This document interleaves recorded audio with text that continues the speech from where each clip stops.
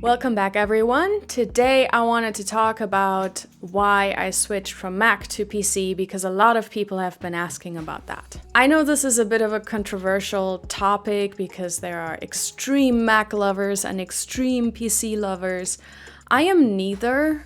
I've always used Macs and PCs at the same time, so I feel like it's kind of the, question which DAW is the best one.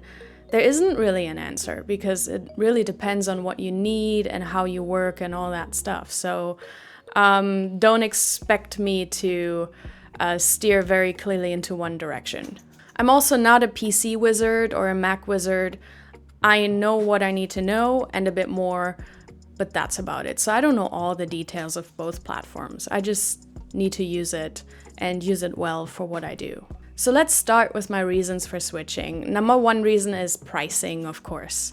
In my opinion, technology should be getting smaller, faster, and cheaper because of competition, and Apple is kind of going in the opposite direction with that. It just keeps getting more expensive. And I know there are many factors why, but, I need to justify business purchases. I usually have multiple machines. I need a duplicate rig and all that stuff. And at a certain price range, it's just not feasible anymore. Back at the end of, I think, 2019, one of my old Mac towers went down, and it was the 2012 one. Ironically, the 2010 one was still working. But it was kind of, a sign for me it's time for a new computer. I wasn't going to buy the trash can Mac because I had worked on that as an assistant, and I wasn't a fan. It's not a bad machine, I didn't like it. And so I wasn't going to buy that, so I started looking into PCs because why not? I had a PC ever since I worked at Cinesamples back in 2014, 2013, something like that, as a sample streaming machine. So I've been with Windows 7, Windows 8, Windows 10, and so I've kind of seen the development and just how much the machines improved, but my host machines were still always Macs. But so back in 2019, I started to consult with one of my mentors here in LA, who is really a specialist in that, and we started to look online for parts, and we were going to build it ourselves. And I came out with a machine that had exactly the specs I needed.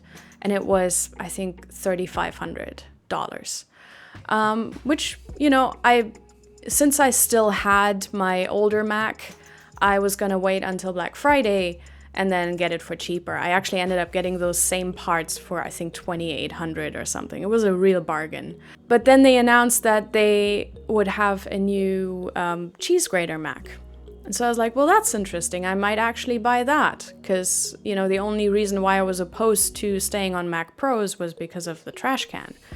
And then they announced the specs and pricing, and I went to their website and, kind of chose the specs that I wanted, and I came out at like $12,000. And I had a good chuckle about that. Then I took out all the stuff that I didn't really need to buy from Apple. So I started to think, okay, I'm not going to buy RAM from Apple. Please don't buy RAM from Apple. It's stupidly expensive. And there's nothing special about it. I mean, maybe they're putting like the tears of a unicorn in there and we don't know about it, but it's the same RAM as you can buy elsewhere. So please buy it elsewhere. It's like triple the price or something. And then I thought, well, what if I buy hard drives elsewhere and all this stuff? So, but then I still came out at 10 grand. And look, I'm not gonna spend 10 grand on a computer. It's a depreciating asset. My car didn't cost 10 grand. So I was like, this is not happening. No. So yeah, that was kind of the nail in the coffin for Apple in my book, because I'd have to buy 2 of those eventually, so that would be easily 20 grand or more. That didn't even count in taxes and all that stuff. So I was like, this is not happening. This is not, the ROI of that is just not worth it. I mean, if it had been like $1,000 bucks more expensive than the PC, I would have gone, all right. Because I bought my old Mac Pros for, I think, $5,000. So that would have been somewhat justifiable. But the base price is already $7,000, which is $2,000 more than it was. You know, there's no justification for it to be like $7,000 more expensive than a PC with somewhat equal specs. Because, I mean, you know, the machines aren't that much better, you know? They aren't $7,000 better. Then we come to reason number 2. I've been grappling with the Mac OS for a while. Not because of the OS itself, it's great. I've always loved it. But because in my profession, we use a lot of third-party software and third-party hardware. And it's a nightmare because a new OS comes out, every year? And none of the software is working, none of our plugins are working, some hardware, firmware isn't working. And developers, every time a Mac OS comes out, I get all kinds of emails from developers going, please don't upgrade, we're not ready, none of our software is going to work. And this is kind of an issue, you know? It doesn't matter, you know, being behind one OS, fine, but we're at a point where sometimes developers are behind by 2 operating systems and it's still not compatible. And it's been an ongoing issue for years now. And you know, you always end up in that position. Either your old machine can't upgrade to the new OS anymore, or you buy a new library and that new library needs the latest version of Contact because Contact isn't backwards compatible. But now in order to install new Contact, you need to upgrade your OS, which you can't do because then this software isn't going to work anymore. It's just always this big puzzle piece of, you know, just, you know, trying to upgrade. And yeah, I feel like Apple is just assuming that if you are on their platform, you're just going to use their products. So if you're in Logic, you probably don't have these issues that much. Probably still third-party plugin issues, but not issues with Logic itself. But it's been very, very annoying for me. It's not something I want to deal with on a regular basis. And then they announced that they will now have their own chipset and kind of introduce their own hardware. And I have the vague feeling that's only going to worsen this very issue that we already have with the operating system. So I was like, I'm not gonna deal with that. That's not my future. If that is your future, Godspeed, but it's not mine. And then the third reason for me was, honestly, PCs have caught up quite well. Because what were the main things that Mac had to offer that PCs didn't have to offer? I switched back in 2007, I think, when it was, I think, macOS Tiger, some cat. And Windows was like on XP or Vista. It was the dark ages of Windows. We do not fondly remember that time. So it was like a day and night difference, you know? You would switch to Mac and everything was faster, it could do multitasking, everything was RAM efficient, the hardware didn't break much. Like it was like a miracle. It was that much better. The spotlight that you could, you know, search the entire machine very quickly. Like Windows didn't do any of that. It was bad. And so I moved away fully to Mac for just a couple of years. But, you know, Windows caught up because now if you put Windows onto an SSD, it's just as fast as the Mac OS. It boots up in no time. It's just as fast. It can multitask. It has a similar search function now. You know, everything that was great or greater about Macs is kind of evened out now. PCs don't really break anymore. I mean, none of mine have broken. I have 3 or 4, and they're all still working. Some of them I'm not using anymore because they're old. And retiring a machine that didn't cost you that much is fairly easy to do. But they don't really break. I haven't had any parts break yet. And some of my machines are running around the clock. So, you know, the durability factor isn't there anymore with Macs. Like, they are also very durable, but not more durable than PCs. And Macs also had this incredible advantage that they had this RAM efficiency because of their protocols. It was great when RAM was something that was sparse and expensive, and you needed efficient operating systems and programs for that. And Apple was really good at this. But now on desktop machines, who cares? It doesn't matter anymore because we can put 120 gigabytes of RAM into our machines. So yes, Apple will still use less RAM than a PC for the same task. But if you have that much headroom, it doesn't really matter, does it? So yeah, a lot of the stuff that Apple was just incredibly good at, PCs now do as well. And so, that $7,000 price difference is just not quite justified in my eyes. There are also some minor reasons why I like my PC a little bit more now. One is the look. I mean, Macs used to look much better, and the sleek design and all that, which also made the machines pricier. Though Apple usually did a really great job in creating design that also increased efficiency with the cooling and everything. So that was really cool that they did that. But PCs kind of look cooler now. They have all these glass cases. Like, if you want to know what PCs look like now, if you're on Mac and have been on Mac forever, just go to YouTube and watch people build PCs, or gaming PCs in particular. They're so gorgeous. Like, everything is just designed to light up, and check it out. It's beautiful. And 100% customizable, of course. You also have more app options, I feel. If I go into the Microsoft Store, there's just a lot of very good quality, very cheap apps available for whatever I need. Because I think it's, easier to develop for Windows than it is for Apple. And there's a lot more competition, which keeps the prices down and all that. So I feel like I have more options. If I'm looking for an app to do a specific thing and I go into the Microsoft Store, I get way more options than in the Apple Store. Cubase seems a bit more stable, but that could also be just because the machine is better, of course, than the Mac that I had. It has a better processor, more RAM and all that.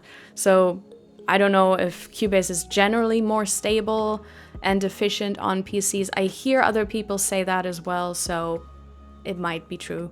You can customize the PCs a lot more. Not just the hardware. I mean, of course, the hardware is massively customizable and upgradable, but also in the software, in the OS, there's so much that you can choose that it's almost overwhelming how much you can customize it. But I love it personally. I love that you can do that.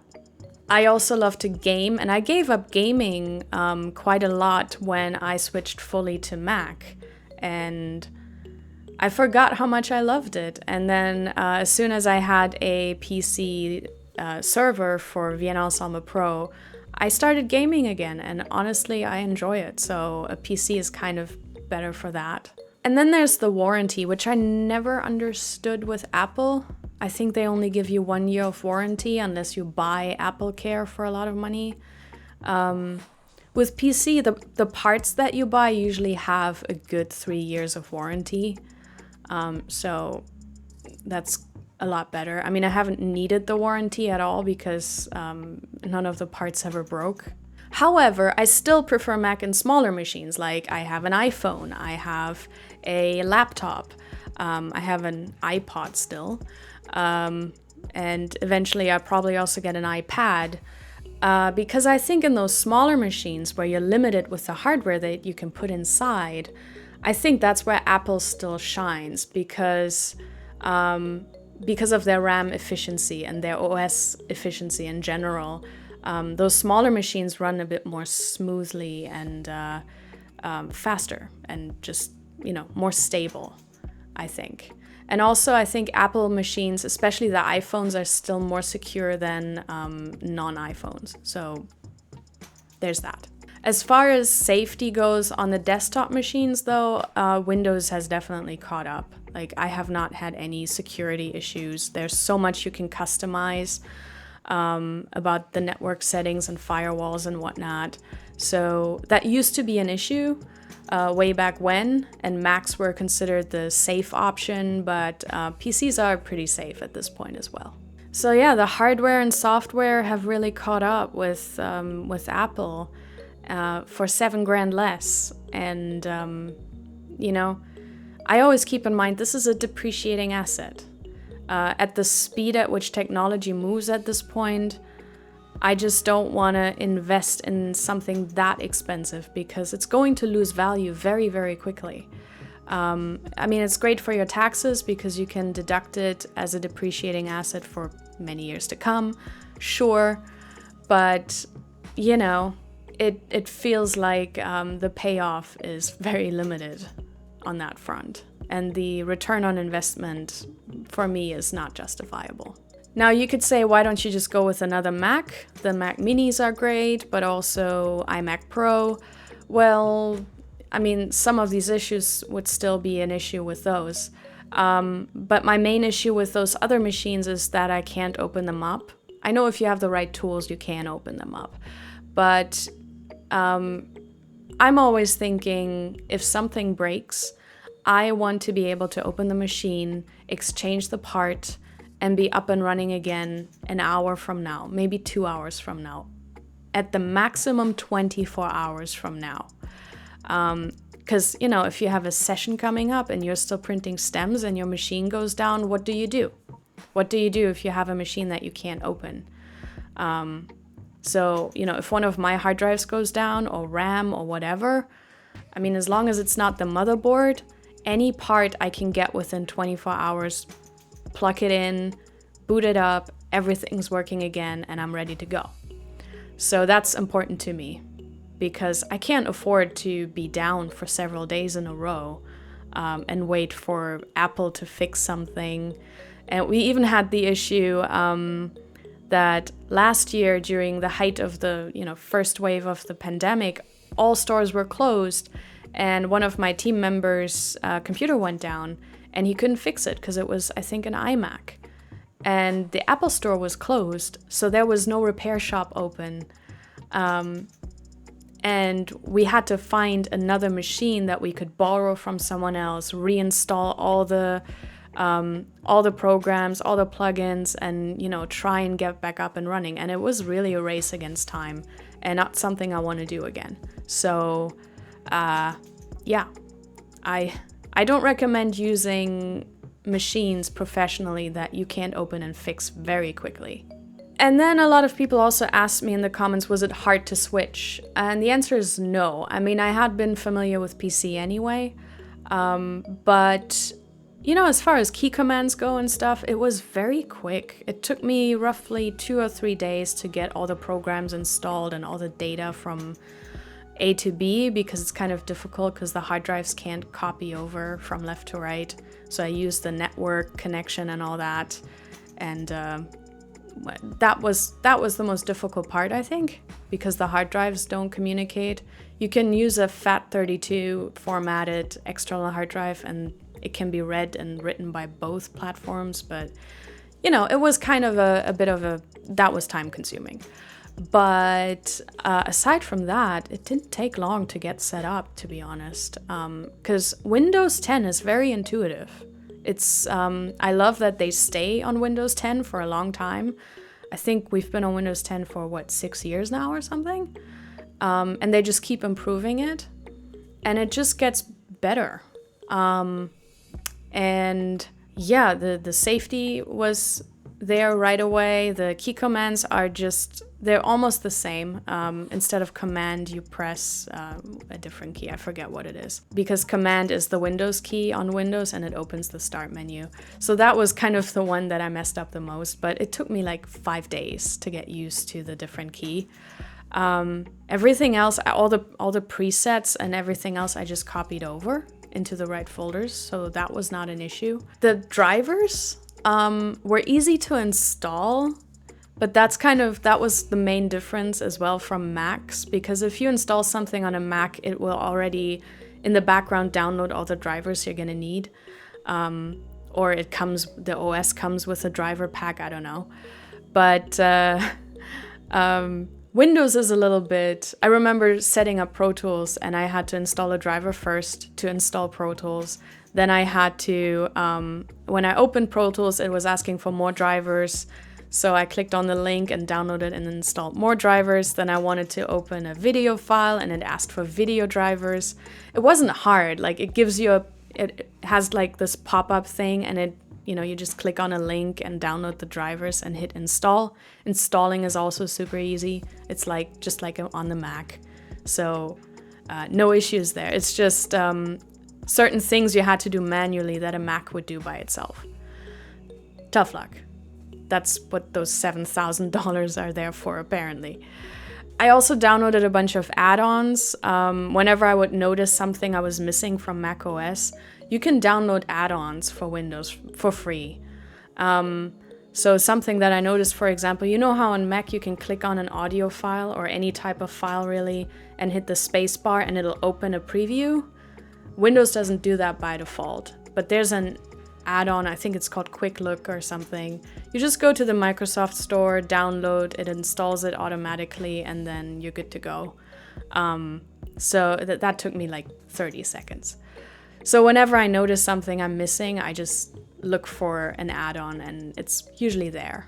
I also love the quick access function that they have in the Explorer or Finder for Mac users, where if you use a folder a lot because you're working on something, it will pin that folder to the quick access so you can access it from there. And once you stop using that folder, it'll slowly vanish. So I kind of like that feature. And you can also pin things to the quick access. So that's really kind of cool. Search function is exactly the same as on Mac. It's just like the Spotlight function at this point. It works. The OS looks gorgeous too. Like nothing was missing. I was going through my applications on the Mac, seeing if there was anything in particular I was missing, and there was nothing. I mean, Windows has an Office suite the same way Mac has an Office suite. So yeah, I don't know. It has its own iCloud. I don't remember what it's called. I can't come up with a name right now, but it has a similar thing. It also has its own browser. I mean, it had its own browser, Windows Explorer, but that was a bad invention. They now have something called Microsoft Edge, which I actually like. It's kind of one of those all-in-one programs. It can open a lot of files, but also be used for web browsing and stuff, as far as I can see. I haven't spent a lot of time with it yet because I use Chrome, but yeah, I like that one. Yeah, there was nothing I was missing, to be honest. Even my iPhone is syncing. I installed iTunes to sync my iPod and my iPhone. My photos are syncing. My movies are syncing. You just have to log into your Apple account and authorize the machine if you bought movies through, iTunes or the Apple Store. So the movies are running smoothly as well. Like, I don't know, there was nothing that wasn't syncing that, wasn't working. So I really have no complaints. Everything I thought that might have been an issue wasn't an issue. So I don't see myself going back because I really love this platform. And this is nothing against Macs. If you need Macs for some reason, or you just love, the platform more, go for it. They're great machines too. But for myself, I think PC is now the right way to go.